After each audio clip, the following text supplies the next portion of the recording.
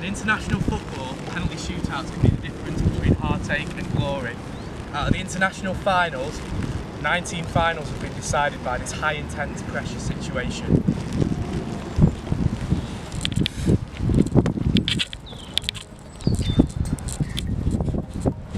It's a notoriously well-known secret that Germany have always been good at penalties. 6 out of 6 penalties scored in the 1996 Euros dumped England out at the semi-final stage. Today we're going to find out, using statistical analysis, if there's any truth behind this well-known saying, and look further behind the statistics of these dreaded shootouts. In order to analyse this, we decided to consider only international football at major tournaments, where the pressure in a penalty shootout would be at its highest.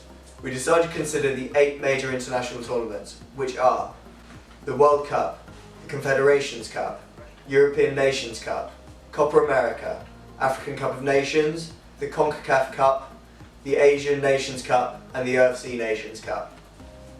We decided to only take into account the penalty shootouts that occurred at the tournaments themselves, excluding any qualifier or preliminary round shootouts, and initially recorded the number of shootouts participated in, shootouts won and shootouts lost for each country in such competitions. Once we had gathered this data, we compiled it together in an overall table to allow us to compare how each team did over all the competitions. We calculated the win percentages to take into account that the countries had all participated in a different number of shootouts. From this table, we could see that a number of countries had won all of their shootouts. However, they had only participated in a maximum of 3 penalty shootouts. Comparing this 100% from 1, 2 or 3 shootouts with Germany's 85.71% record from 7 shootouts, it is clear that Germany's record is more impressive. With this, we decided to remove any countries from consideration that had only taken part in a maximum of 4 shootouts, so we felt that anyone with more than 5 shootouts had been given enough opportunity to show their ability. This left 21 countries with an overall success win percentage ranging from 85.71% to 14.29%. Yes, England really are that bad.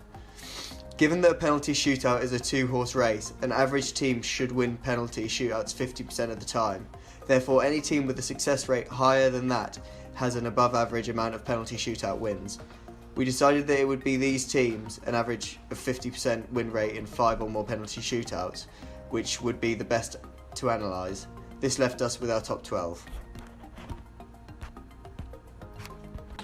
Each of the team's penalty shootouts were broken down into 4 further categories: goals scored, goals conceded, penalties taken and penalties faced.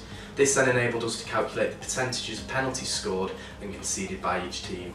From this, we were able to make a few observations about what is important when winning a shootout. Germany scored the highest percentage of their penalties but conceded the 4th highest of the top 12, conceding 75.68% of their penalties. Chile, on the other hand, have the best record at not conceding penalties, with only 55% of the penalties they face hitting the back of the net. However, they are only the 8th best team at penalty shootouts, winning 60% of their shootouts. So overall, we believe that this shows that it's more important to be good at scoring penalties rather than being good at saving them.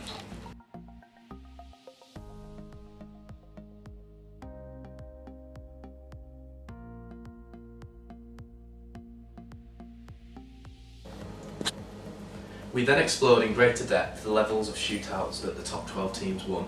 Surprisingly, despite being the most clinical teams at finishing off these shootouts, the top 12 do not generally tend to fare well in penalty shootouts in the final, especially compared to the other stages of the tournament. So from the table, 43.75% of finals were won by these teams, compared to 73.08% for the semi-finals, 63.41% for the quarter-finals, and 80% for the round of 16 shootouts.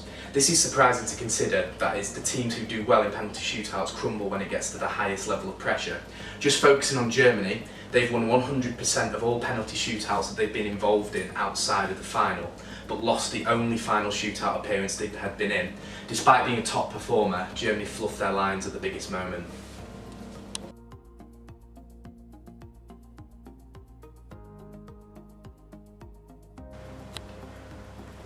Recently, the penalty taking system has been changed from A-B-A-B, where the teams take alternative penalties, to A-B-B-A, where the teams alternate between taking the first penalty of each round of penalties.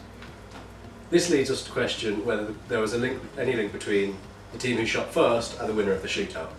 To test this theory, we conducted a statistical test of independence. With a null hypothesis, that the two variables, outcome and who took the first penalty, are independent, and an alternative hypothesis that they weren't.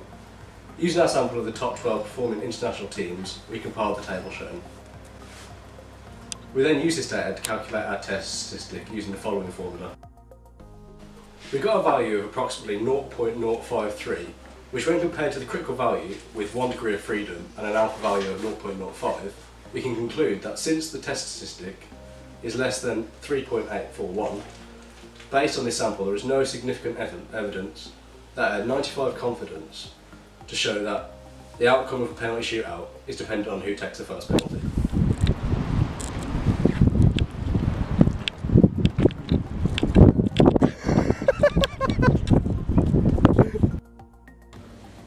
Yes.